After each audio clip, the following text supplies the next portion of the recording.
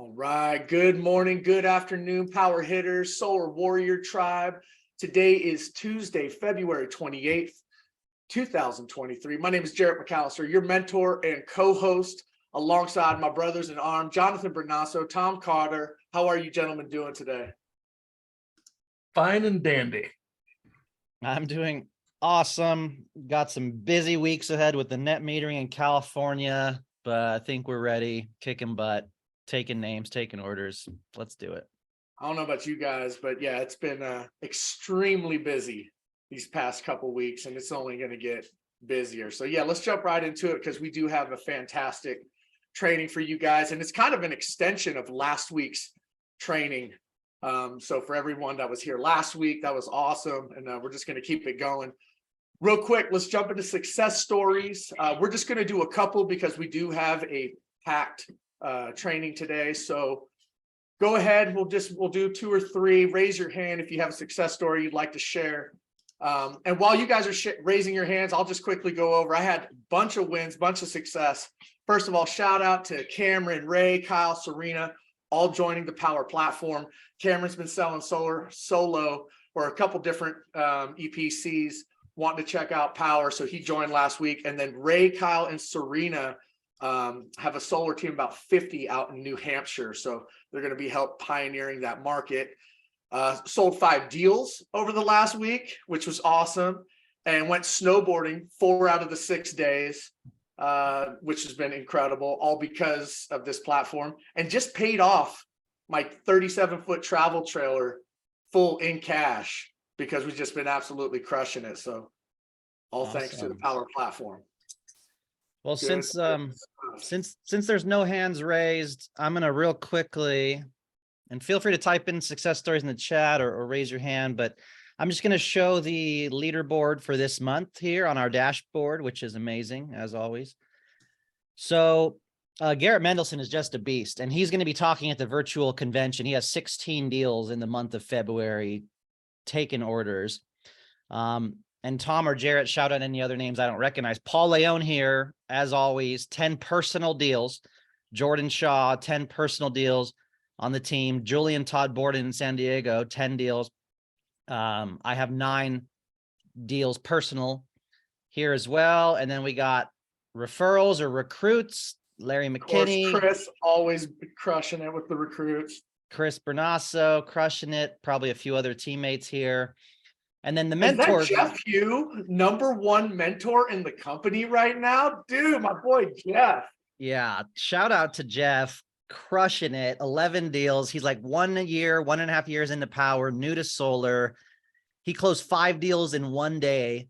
He's doing 75 hard right now with Cynthia, Luis Perez, and a whole bunch of people, not drinking, working out twice a day. He's in his team networking group, which is like BNI, just crushing it. So big shout out to Jeff and Luis Perez on his tail at 10. Cynthia, props to you, birthday girl, at 9 deals there. Christopher in Las Vegas. JC Rangel, of course. I think this might be David Steele and Janice Vaughn on the team as well. So tons and tons of y'all being top mentors, top sellers. Big shout out to everyone there. Incredible. Well, let's just move along. Tom, did you come up with this quote, or did you have AI write this one for you? This was ChatGPT that wrote what's on the screen right now. For $100, I'll give you the recipe for the prompt that you can give it. Now, I don't know how many of you have read anything from Tim Ferriss, 4-Hour Workweek, 4-Hour Body, Tools of Titans. 4-Hour Workweek is a really, really great and instrumental book for me in my professional career. But I've got a quote from him that is specifically for those of you who came to Powur with solar experience previously, especially in a redline model, and you came over to the cost of goods model with Powur. So Tim Ferriss said, don't follow a model that doesn't work. If the recipe sucks, it doesn't matter how good of a cook you are. So I just wanted to remind you, sometimes no matter where we're at, we have our head down And just to give you a little perspective that this is a completely different animal with power, and there's a lot of potential here. So so he said something else here.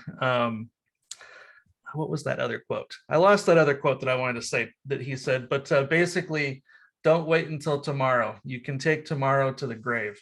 So do today what you need to do to take action in your business to build your future and build some freedom on the Powur platform. Back to you guys. Right on. Hey, Tom, can I just say, you mentioned Tim Ferriss. He's one of my idols. Yes. Yeah. In business coaching, lifestyle. One of my best friends, Don, who actually turned me on to Powur, gifted me the 4-hour work week back in 2010 and absolutely changed my world, changed my life. I dreamt to become a digital nomad with time freedom and, traveled to Costa Rica with digital nomads. And like, it was so inspiring. And then one of highlights is I met him at a tea house when he was doing the release for the 4-hour chef. And I got a signed copy of my original 4-hour workweek book. And on the back of it, it says, Jarrett, play often, Tim. And so like, that's, I just wanted to share that, man. Tim Ferriss is a rock star. That's So awesome. very cool. Nice stuff. Love Tim Ferriss. And he does a random show as well on YouTube with his one of his colleagues, his buddies. I forget the dude's name right now, but good content with them. Thank you, Jarrett and Tom. I'll do 2 quick updates and we'll get to today's training. As a friendly reminder, as always, we have so many trainings here. Take a screenshot of this, watch the recording, write these down later. But every Monday, JC has a training. Today, we're talking about new construction, ADUs, 2 meters, NEMA.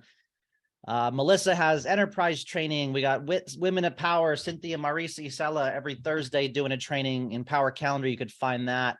If you're newer here, Powur onboarding and building with Bobby is canceled on Friday. And so is the market expansion development meetings on Friday because we have an epic 2-day virtual convention on March 3rd and 4th. Make sure to register. If someone could drop the link into the chat, please register today. I think it might be the last day.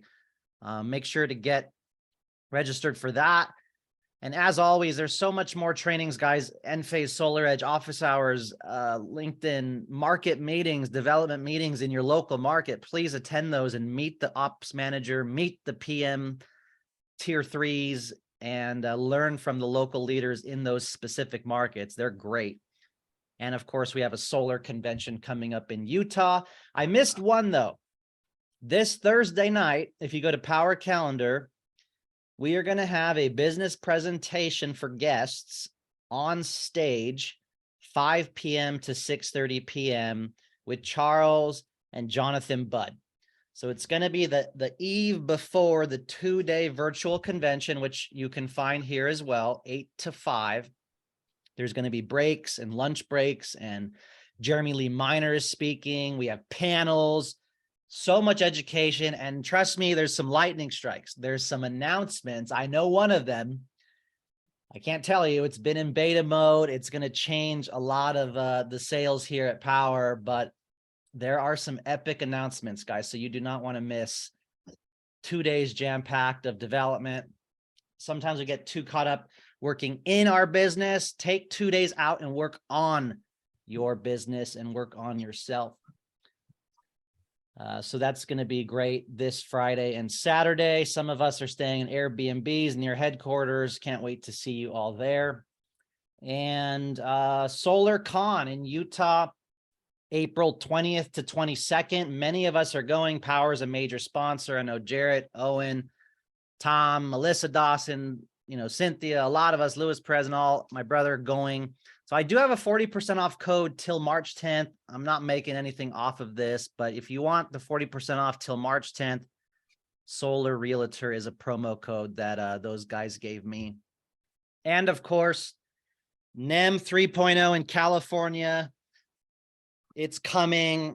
I'm telling people to sign deals by March 10th, March 15th, just make a deadline. If there's revisions to the interconnection application, There's an extension to the deadline. Attend your local NorCal or SoCal market expansion meeting.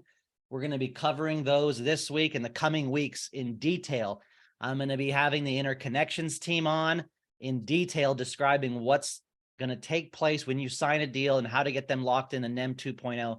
In the meantime, though, please go into knowledge base and read the NEM toolkit for more information. There's scripts, there's images, and so much more. All right, so let's jump into today's training. I'll cover a few things, but I definitely want to hear from Tom, Jarrett, even Cynthia.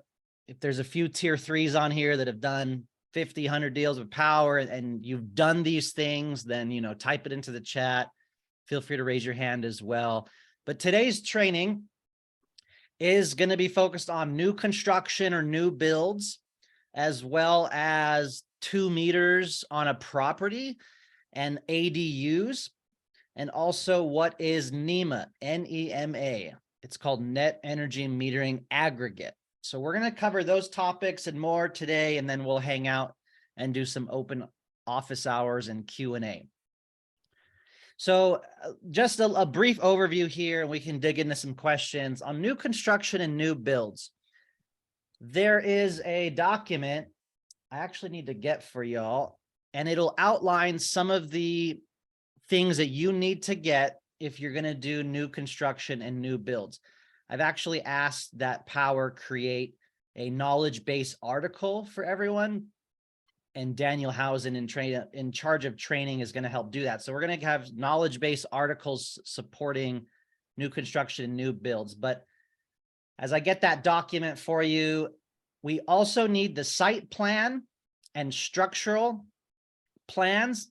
And if possible, definitely the electrical information before the design team, Powur design team, can proceed with the design. So I'll show you an example. I have a project here. This gentleman's building 2 homes on one property, and this is one of the homes. So it outlines the roof measurements, the direction that it's facing, and you really want to get these detailed plans. And often there's many of these. There's different types of these. So if I look at another one that I did, let me just pull it up for y'all. No wonder you haven't gotten to my emails. Yeah, you don't even want to know. I don't know if I have it, but yeah, you have to get the new construction builds from their architect, from their designer. The more, the better. That outlines the roof measurements, and again, the direction it's facing, and also, if possible, any electrical work as well. And if you notice right here on those design plans, it even specifies the, let me mute Tony out right quick. It also specifies the type of roofing that they're going to be using. So in this particular home, they're using flat, lightweight tile. One of the things you want to be mindful of is what type of roofing is going to be going on there. If it's standard weight tile or lightweight tile or clay tile, you want to work with the builder or the roofer. Ideally, you could put composition shingle in the area where the solar is going. So this is something you have to be definitely aware of, and you have to get the design plans. Our process for new construction has changed. We're going to provide a preliminary roof layout and electrical diagram that can be used by the contractor to continue their plans. In California, sometimes the contractors need this to finish their Title 24 energy requirements, or they need it to actually, they're at a halt with the city because solar is legally required on new construction now.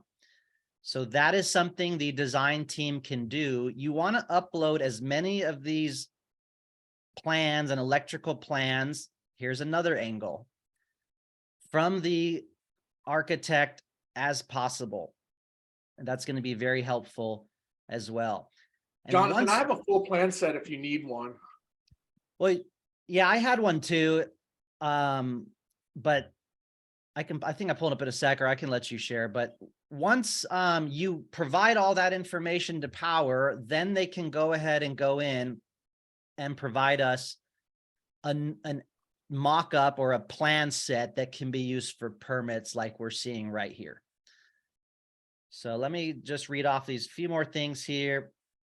Too many things change in new construction, and it can take forever, guys. So you need to set the expectation that prices may change. If they're doing loan, which is not recommended, we only can lock in for 6 months. Interest rates have been changing left and right. So you have to set those expectations. Another thing to note is the plans that you send mention the use of lightweight concrete tile for the roof. That's what I just mentioned. It's not eligible for Powur, so we would need composition shingle inlay under the solar array. So you want to put shingles there since it was lightweight. See new construction document. And I'm going to go ahead and pull up that new construction document for you guys. And So Ashley posted that in the chat too. Oh, awesome. Look at her. She's an all-star. Thanks, Ashley. I have it in Google Drive as well. And again, this will be put into a knowledge base article fairly soon. But just a whole bunch of steps and recommendations. Letting the roofer know if the proposed location of solar, keeping it free of plumbing, attic vents, things like that. Also, you have to keep in mind conduit. Okay, you want to have conduit from the roof where the solar's going all the way down to the approximate location of the electrical panel. If the inverter can go in the garage and that's where they want it, then you have to have conduit go down there. So ideally, the contractor is running conduit. Now, if you're doing end phase, the individual inverters on the roof is converting the energy from DC to AC. Running AC, alternate current, is easier in conduit. You can use a flex conduit to run it down to the combiner box. Solar Edge is DC power, and DC power has to make its way all the way down to the inverter on the side of the house. So that you would not be able to use flex conduit. You have to use like a metal conduit for most AHJ requirements. So my recommendation is end phase, so that you can use a flex conduit. But that's another thing you want to bring up, because we don't really want our installers going out middle of construction, getting in the weeds with their guys, trying to run some conduit. Ideally, the contractor is doing it.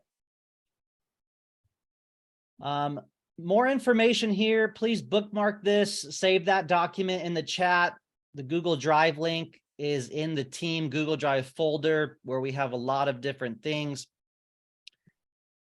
And I'll let you all read this document as well. I would just add in new construction, if you are new or newer to solar, don't get overwhelmed by new construction. It's not as common as retrofits. And in our model, you can always choose a tier 3 partner that has experience in new construction to kind of fast track your learning and make sure that everything's being covered. Yeah, and often people say, like in California, it's legally required, but working with a tier 3 will help you design the size of the system. A good tier 3 will know, is there a swimming pool? Is there an EV charger? What's the square footage? You know, how many HVAC condensers are there? In that market, do they run AC a ton? We're seeing more heat pumps and tankless water systems. We're seeing people move away from gas, so more electric. So estimating the size of the solar needed is something that a good tier 3 can do really well. Also, if you're working with the contractor, you know, oftentimes the contractor in California will just put it on to meet the legal requirement. And those guys don't mind if it's just 9 panels or 11 panels. They just want to meet the legal requirement, meet the Title 24 requirement. And so often that's a cash system. It's a little bit smaller. and they don't really care as much to do like a 30 panel system. They just want to meet the legal requirements. And out of curiosity, if anyone knows what the legal requirement is, I've heard alternating things for Title 24 in California. If it's a percentage of the square footing of the roof. It's a calculation based on the climate zone and the square footage in the house that's being heated and cooled. Gotcha. Yeah, and there are 2 watts. oftentimes architects outsource to a Title 24 firm that calculates that requirement. Oh, minimum. I just be aware of this, you guys. I mean, if you're going to be doing it, you know, Powur's minimum is still 8 panels. Right. So, you know, at the very least, and at 8 panels, and, you know, we're typically running 400-watt panels. That should suffice for bare minimums every single time. But why, if you're going to do it right.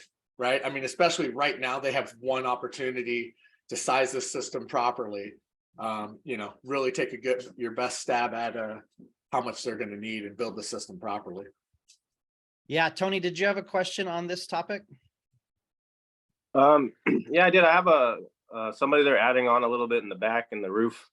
It's kind of changing, so I'm having a hard time trying to get like a proposal to try to get them some kind of an estimate of what they need and produce, and what's the best way to do that. I have all the PDF uploaded, and I've requested an email. You know, obviously Solo, it's not working through Solo to get it, but sometimes a trick on that is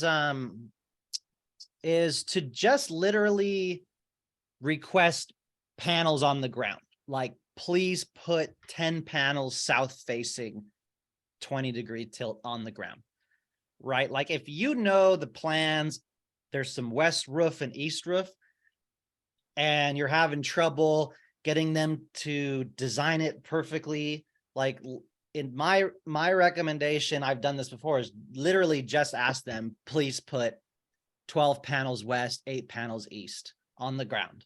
Like, you could even upload an image and put a red line box where you want them, and then upload that, put the detailed notes, and that's just one way around it. okay.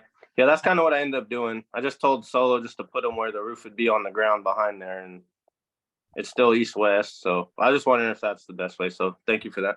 Yeah, I will share, and your PM you can work with the PM more on this to get with the design department, I guess, after it's sold. But in California, Harry Smith is the new designer. So he's helping do designs for California. And that might actually be a good future training to hear from the internal design team at Powur. But yeah, Tony, you could see if his email is helpful as well. All right. So just on the new construction, new builds, and I have worked with a contractor that was building 2 or 3 homes, and this method works well. We often get a common question like, oh, I know a builder building 50 homes or 100 homes, you know, can Powur do that? There's a lot that goes into that question. You know, are they doing cash? Is it for the contractor or the new home builder? Are they building those homes in phases or stages? You know, are they comping out those locations, running the conduit?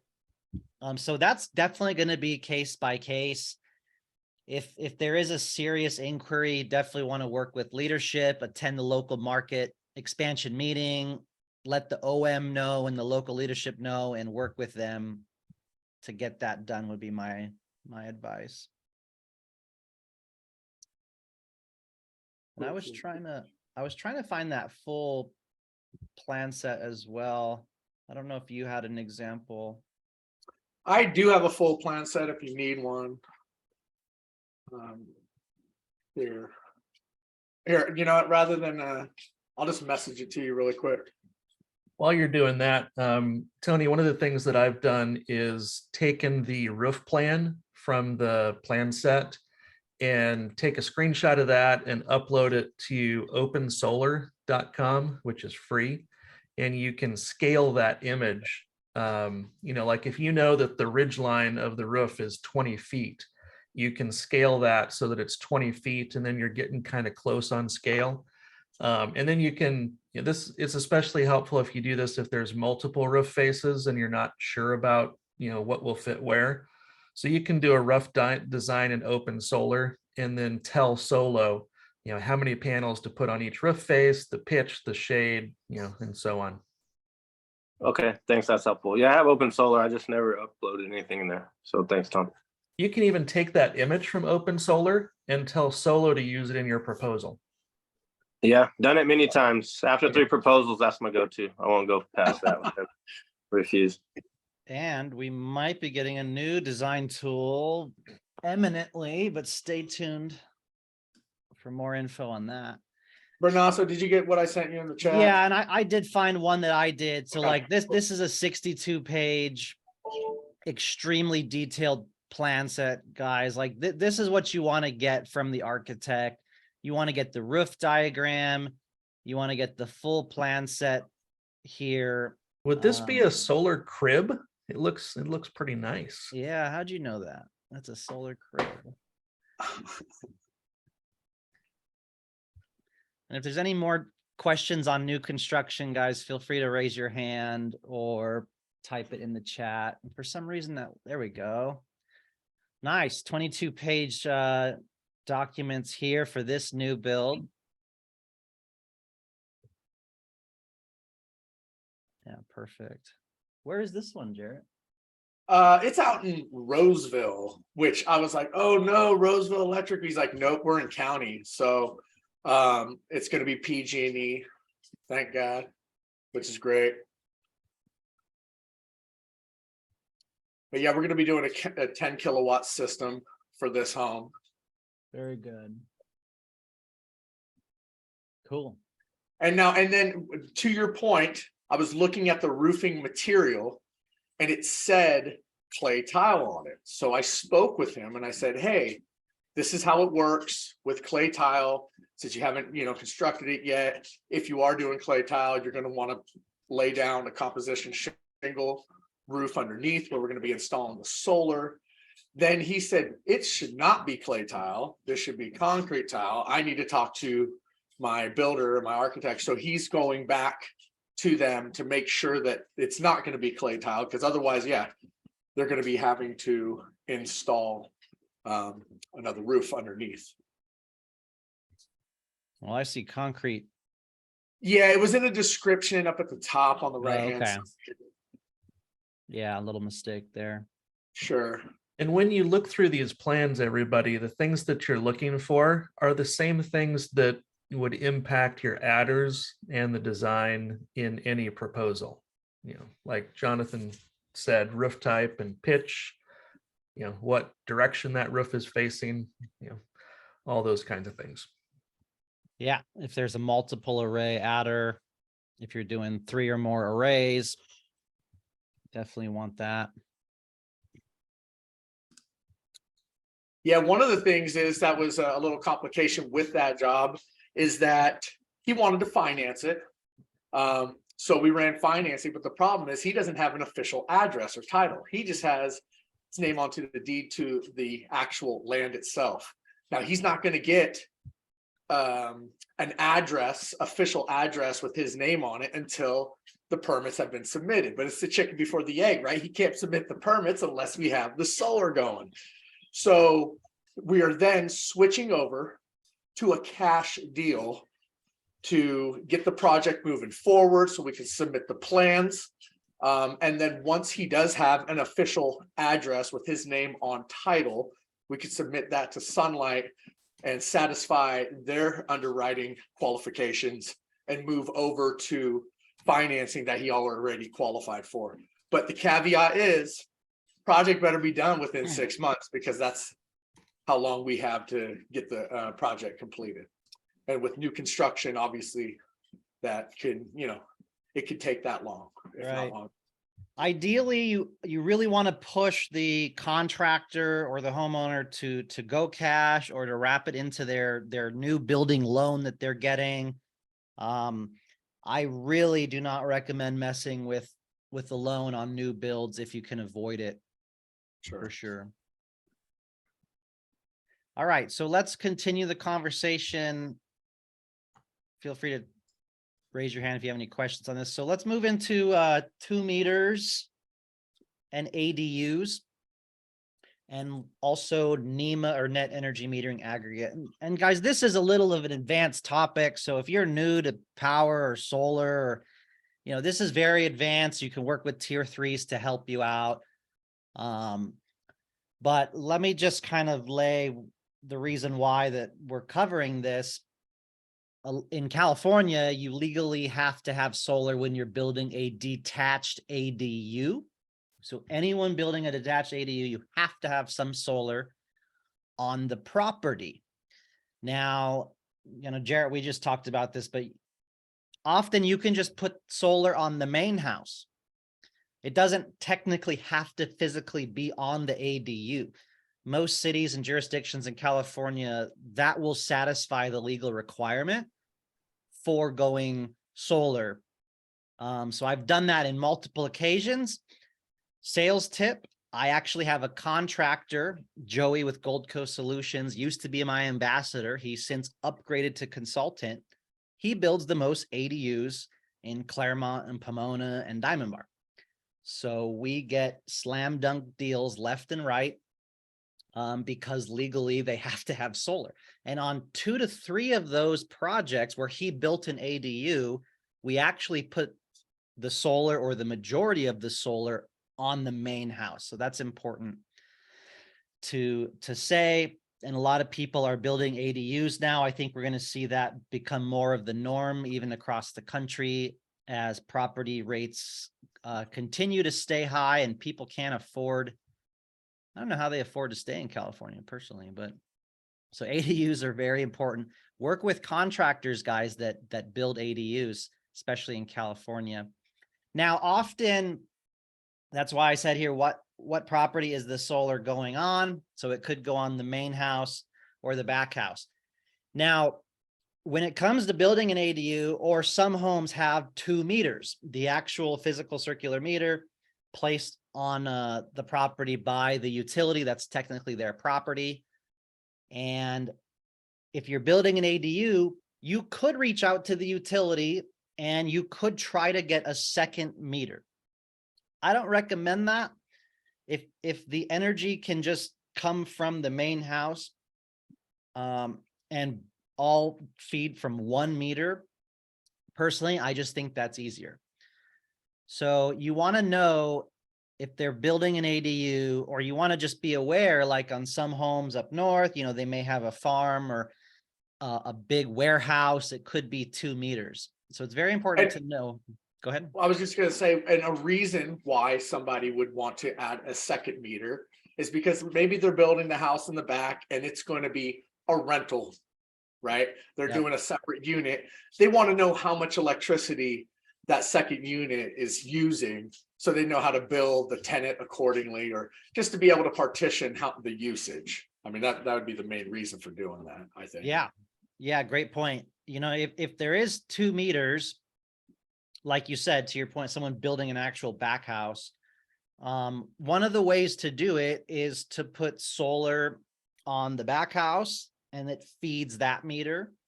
And then you could put solar on the front house and it feeds that meter. So the easy way to do it when there's 2 meters is to do 2 separate solar systems. One of the issues we run into, though, is with the financing, the lender only sees the legal property address on title as the qualifying address. So if you're trying to run, you know, 701B or 702 and the main house is 701, you may run into an issue where the lender says, if you're trying to run 2 loans, the lender says, hey, we don't recognize 702 or 701B. Like, please upload a deed that shows that as the legal address on title. So just be aware of that. If you are doing 2 meters, then, and there's 2 addresses, you have to be aware of the lending to get that qualified. Pick one of the addresses, or you could do cash for the second one as well. It kind of gets a little case by case. on the 2 meters. But when there are 2 meters, to Jarrett's point, there is something called NEMA, net energy metering aggregation. Now, when 2 meters are both under the same customer's name and there's solar on one of the meters, NEMA allows the excess solar from one of the meters to overflow to the second meter. Okay, so again, if there's 2 properties, 2 meters on the property, and you only putting solar on one of them, but you want the excess solar to also offset the other meter if it's on the same account, that is called NEMA. So curious to know, Jarrett or Tom or Cynthia, if you guys have actually done NEMA with Edison or PG&E before, know someone that has. I would defer to Bill Conley, who has lots of experience in this. Yeah, I've done a fair amount of NEMA or NEMA projects, and on 2 meters is theoretically pretty simple, but the generating meter is the meter that is connected, interconnected, and the second meter is considered called the benefiting meter, and it is given virtual credit. So that's all done through the billing process. There's no physical connection to the second meter. So keep that in mind if you're worried about, oh, how do I get it connected? Because you don't. So it's the generating meter gets all the solar credit and does the actual the back and forth happens on the gen meter, but the literal monthly accounting is done with either SCE or PG&E or SDG&E in the back end just through billing. So that's makes it simpler. Just got to be really clear about identifying the meter, which one is the generating meter. I just got done with, I think it's been a year, but one, I had just a 2 meter deal, but it got confused from the get. And remember Andy used to always say, the fortune is in the front end, ladies and gentlemen. And that's so true. Nice, Bill. I learned something today. I actually have avoided NEMA my entire career personally. I have too. Listen, I will tell you that I did the first megawatt solar installation in Northern California, PG&E territory, for the NEMA deal, 26 meters on a I don't know, what was it? Kind of a food processing and grower. This guy was a farmer, had meters all over Tarnation. You can use that up here in the hill country or the valley. So then they were just all over. You just got to make sure they're adjacent or contiguous parcels. So if you had somebody that had 2 lots and they were next door to each other, you could even do an aggregation there of 2 separate, 2 different houses. So a lot of things that could happen, but it takes a little bit longer, and the process is a little arcane, like the utilities are. But just make sure you get it straight. I'll be happy to help anybody that needs that on that. Right on, Bill. And then just to clarify, they have to be on the same account though, correct? Yeah. Technically they have to be owned by the same Person. They have to be the same holder. It could be a separate account that the person has access to. If it's their account, they could do it. But what you can't have is separation of the property by anything than a road or a stream or something. You couldn't have the tenant's name on the back house meter and your name on the front house meter and still do aggregate. Is that right? Probably not. No, it would be because they're going to assume that that's not the property. So the tenant would have or the owner would take over the account, Right. And work that out with the tenant. Yeah. Yeah. So that's important to note, if there is a duplex, and I'll get to Adam's question, and there's a different name on the back house, then NEMA wouldn't really be a great situation. You would want 2 systems if you can do it in that unique situation. And thank you, Bill, as well. So the law in California He put in the chat is using 2 watts per square foot of building size as solar minimum.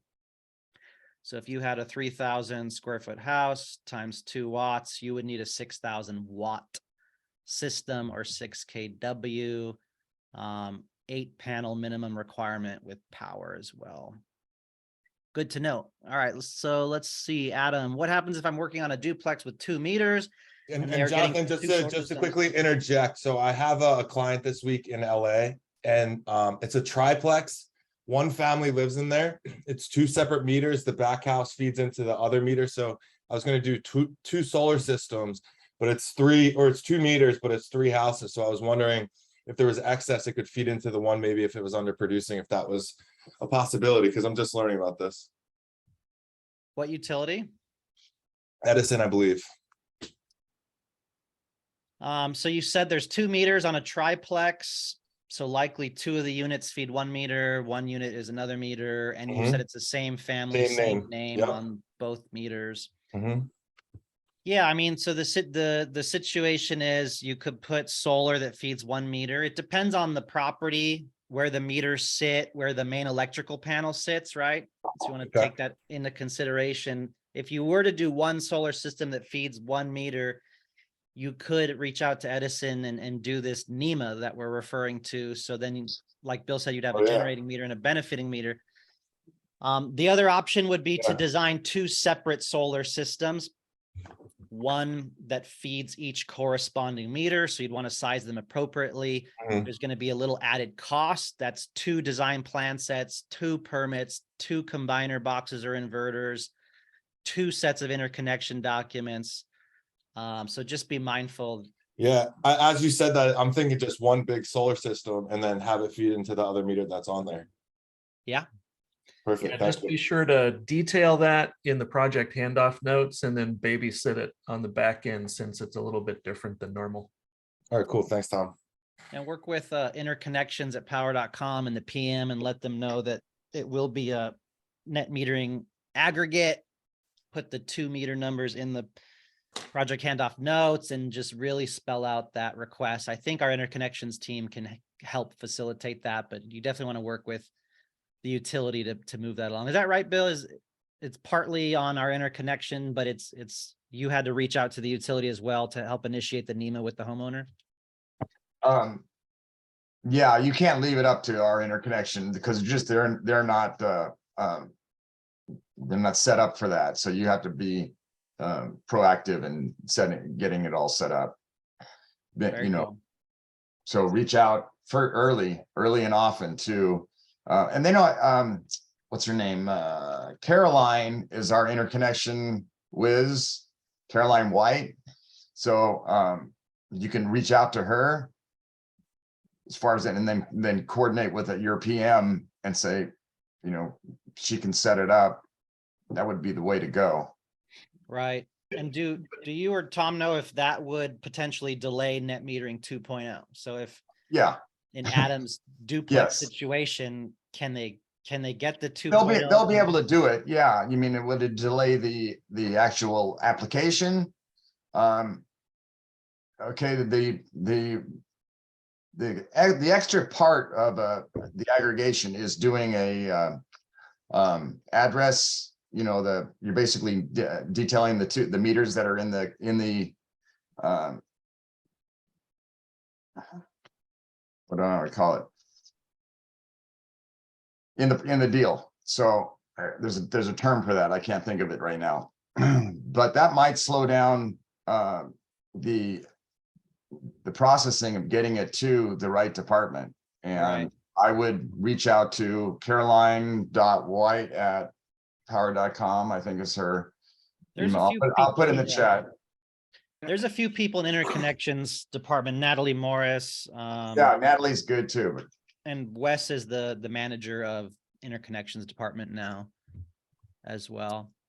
The only reason I mentioned Caroline is she's familiar with NEMA. So. Oh, great. And Bill, the question I have is if you have solar on the roof on the main house, can you set up aggregation later, like down the road? You know, like, does it have to be done at the time, or can you just call PG&E and say, hey, I have solar on my main home, but I have 2 meters and I would like to aggregate both of the meters into my solar system? Is that something that can be done? Theoretically, yes. But, well, first of all, are we talking about right now in advance of NEM 3.0? I'm just talking about just in general, like, in you know, general, has well, that been the case? I haven't seen that of an existing system being aggregated to, it could be done. I mean, the rules would allow it to be done, but you wouldn't want to be considering it right now, because if you were to do it, that would put you in the new tariff, whatever that tariff is. So if you aggregate, you just it's just like adding more than 10% of your solar capacity is going to put you into the new, whatever the existing tariff is. Really? Okay. Because you're not changing the system size. You're just adding an account or, you know, a meter onto No, your you are changing the system size. No, you aren't, because your system's not. I'm saying if you had I see. If you want, you weren't going to add to it. Yeah, that's potentially doable, I think. And it'd be just worth the call to the respective utility to ask them specifically, can you adjust my billing in order to if you're overproducing enough for the second ADU or whatever to get it. I don't think you could do that in order to qualify for the ADU requirements. However, if you had existing solar, if that was your question, possibly. Well, that was actually going to be my follow-up question. I was going to say, you didn't know if anybody knows, like, if you have solar on your main house, yeah, and you add an ADU, you know, just like you can add solar to the main property and that will qualify for it. Will the existing solar on the main home qualify to where you don't need to add solar on the ADU? Does anybody know the answer Jared, to that? Think about this. Think about it. That it would totally violate the spirit of what they're trying to do. So no, they are not looking for existing solar to accommodate new building. You know, in this process, they're going to say, sorry, it's a new facility. You've already had solar. We need you with your new building to put on new solar. Now you can do it where you can put it on the main house. Well, now think about this, okay? You have solar on your main home. You're all dialed in. You're locked into net metering 2.0. You want to build a little ADU or a little garage shed, whatever, in the back. And they say, okay, because of Title 24, you need to put solar on this property. Now, adding solar onto the new ADU after NEM 3.0, you're going to have to go 3.0 on that. And that would kick you off of 2.0, which would prevent you from even wanting to do that. So what you'd have to do is get a separate service for it. If I could stop real quick, I think we're getting off into the weeds. First of all, if there's solar on the property, I don't think they're going to make you put more solar if you're building an ADU. I haven't ran into that, but that's going to be my guess. So I just say, let's just stop the combo at that point. It's getting way off there. And if there's solar on the property, my guess is it satisfies the legal requirement, even if it's prior. Don't you, wouldn't you think? I would hope so. Yeah. What sucks is if a new build has to go solar with NEM 3, the buyback, it's going to be bad. So they're making people put a new solar on new builds moving forward with the NEM 3, which is kind of crappy. Yeah, it's AHJ specific. Thank you, Chris. And again, Chris and Nick and Bill here are all great tier 3 mentors that have done NEMA and many others as well. All right, cool. If someone is adding an ADU, they need a second meter so they don't get 3.0. Yeah, that's another way around it too. Like Tony said, you could just do it that way, but there's added cost to get a second meter with the utility. Sure. What did you put? Times. What did you put, Tom? The CPUC started talking about NEM 3 and NEMA. Yeah, we don't need to talk about it. It's just policy stuff from CalSA that I thought I'd throw in there for anybody that was following that. They're rolling out NEM 3 stuff for NEMA as well. And that's a good point, Tom. Real quick, last thing is that isn't affected with this same date as is the rest, is the standard NEM 3.0. It's got a later date of Yeah, application. they haven't, there's no April 14th cutoff for NEMA.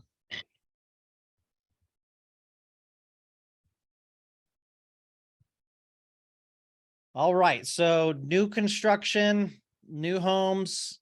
We shared the article document there in the chat. Follow those directions as well, or work with the tier 3, and then some lovely 2 meters ADU and net metering aggregate. Any questions on these two topics or anything related to these two topics? Even if you have a situation out there with a multi-unit or multi-meters you want to ask, feel free to raise your hand or come off mute. Hi, yes. I have a place that has a new building, has, so there's 2 buildings on the same property, same owner, 2 separate bills, same, the utility bills in the same name, but 2 different bills. The houses are right next to each other. The newer house has both meters on it and the main panel, and the old house has the sub panel. They don't have solar yet.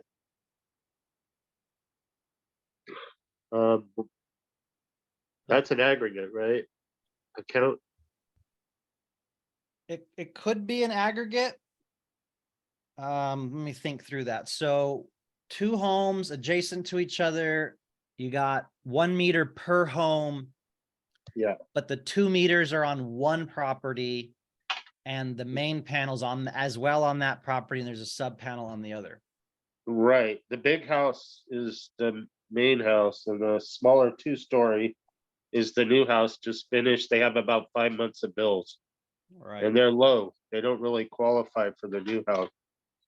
So What was the utility? Southern California Edison. Okay. Okay. So my quick answer is going to be if enough of the solar can go on the big house to offset both meters, then you Yeah. could do the net metering aggregate. That's Yeah, it looks like it's I can get it with max bid of over 140%. another idea would be to put you could put theoretically you could put 2 solar systems on the main house, right? Like 20 panels could be going to 1 meter and 10 panels could be going to another meter. Oh, okay. That's 2 sets of designs, 2 permits, 2, plan sets, everything, 2 interconnections, because you're doing 2 separate systems to corresponding meters. Okay, so that's another idea. Okay, the sub panel to the meters, I'd say, is about 15 feet away. I mean, the sub panel to the second main panel. Right. So then the other idea would be if you could put solar also on the smaller house, and perhaps you could backfeed into the sub. And if you can't, you'd have to trench. Yeah. So. Okay. Yeah, there'd be a little bit of concrete trenching and a little bit of dirt trenching. All right. Okay, it's one property lot, right? They're not going to subdivide yes, the lot. it's one property block. It's under a trust, family trust, but the bills, the main guy of the trust, the bills are in the name of his, and he's also the head of the trust. And there's actually a third property that if this one goes well, they want to put solar on. Right. Too. A lot of this is case by case, and you want to ask them what their goals are. Do you want to offset both? Is it really just the main? Like, what are your plans with these? Are you going to have a tenant in there? Do you want their name on that, or do you want to keep your name on that and charge them more for rent? So you really it's have a to family member in there. But all the houses are for family members. Okay. So it's a big family trust thing. So yeah. Very I think good. it'll work. Well, it qualifies for NEM 2.0. If you can get it sold in the next 2 weeks, yeah, you probably could squeeze it in there. Okay. 3 weeks. Mhm. I'll tell him he needs, he can't wait anymore. All right, thank you. Thanks, Scott. Good luck.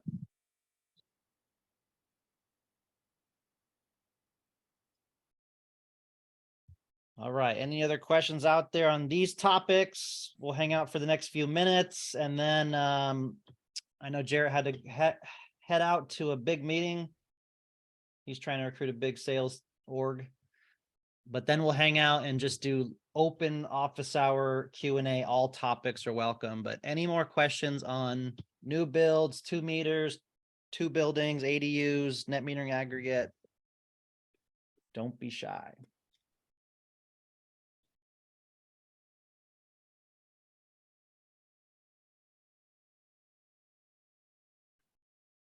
Hey, JB, I have an opportunity in San Diego right now. It was formerly a rental property, but the owners are moving into it. They don't have any previous bills. Size is 1,200 square feet. We don't have any usage in that building, but their previous usage was about 6,000 kilowatt hours. Okay. How would you size that one? Yeah, great question. Thanks, Nick. Size. So I'm going to put a video in the chat. You may have seen this shared before. Jarrett and I filmed it some time ago. It's some basic questions and basic math to help size that. Okay. So just to reiterate, you have a property, the owners are moving back into, therefore they don't have the 12 months of usage. You did say that the prior tenant was able to get a bill and that it was using 6,000 kilowatt hours a year. Well, they didn't provide a bill, but they did say it was about 6,000 kilowatt hours. Okay.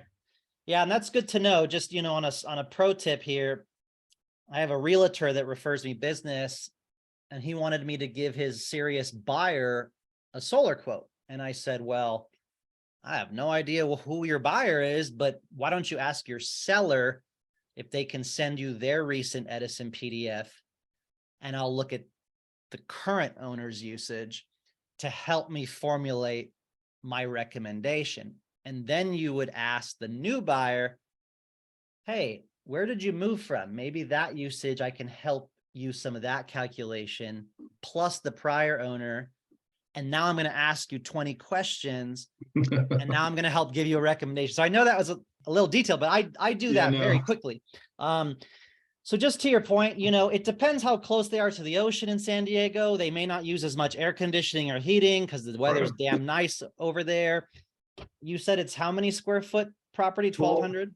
1,200. So I did it the multiplier times 5.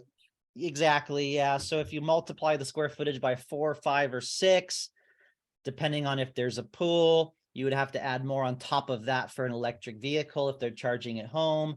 Yep. But yeah, I mean, you're pretty much right on the money. Of course, depending on the roof space, their goals, where they're coming from, the prior tenant's usage, I would just factor all those things. And shoot, with NEM 2.0 right now, Nick, you might as well get a crap load of solar while you have the opportunity, because you might get an electric car in the next 5 years. It's the future. Well, that's what I told them. So we're good. Yeah. Thanks, JD. Hallelujah.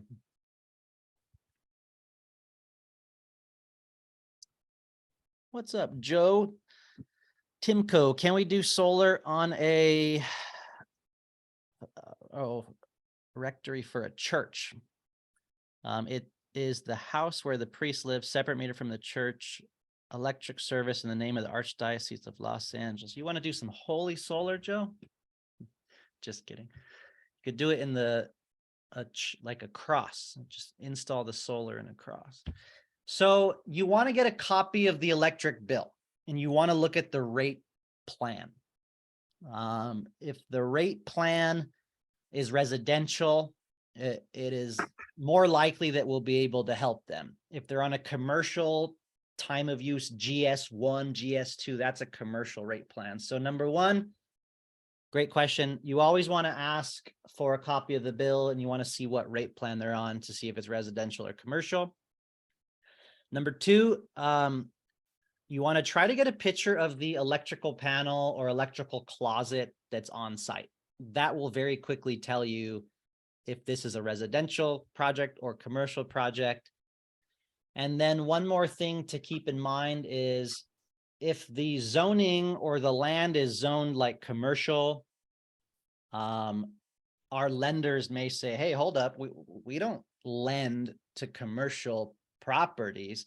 They lend to businesses, right? But if the land sits on commercial, like that doesn't fall within our guidelines. So then you may have to pivot to cash if we can do it.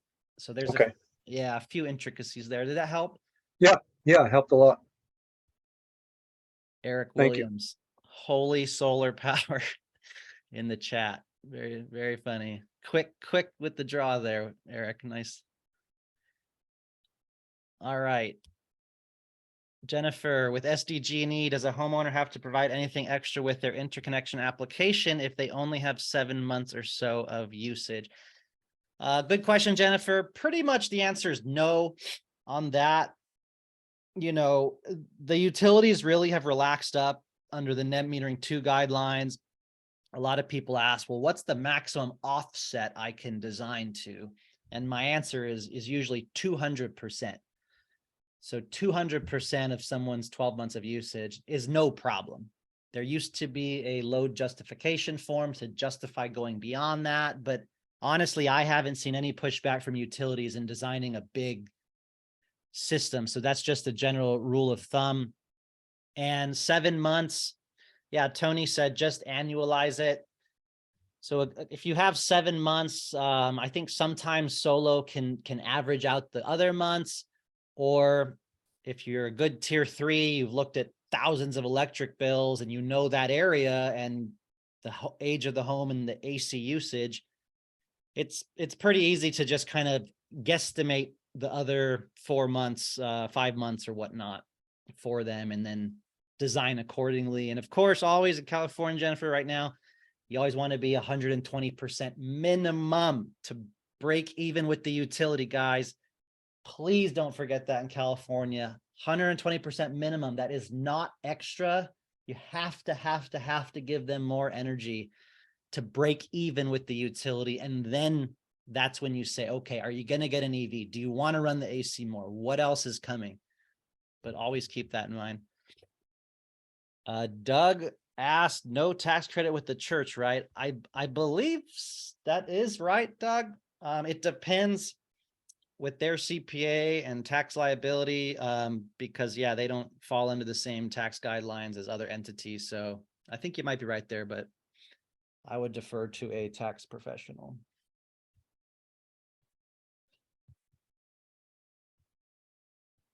%30 cash back. And just as a general frame of reference, if anyone needs to head out, you know, we're going to just stick around for 20 more minutes doing question and answer, office hour. Any topic whatsoever is welcome. I'm going to go ahead and stop the recording for today's training, and we'll still do some Q&A. But if you have to hop off, I will see you all at the virtual convention this Friday and Saturday.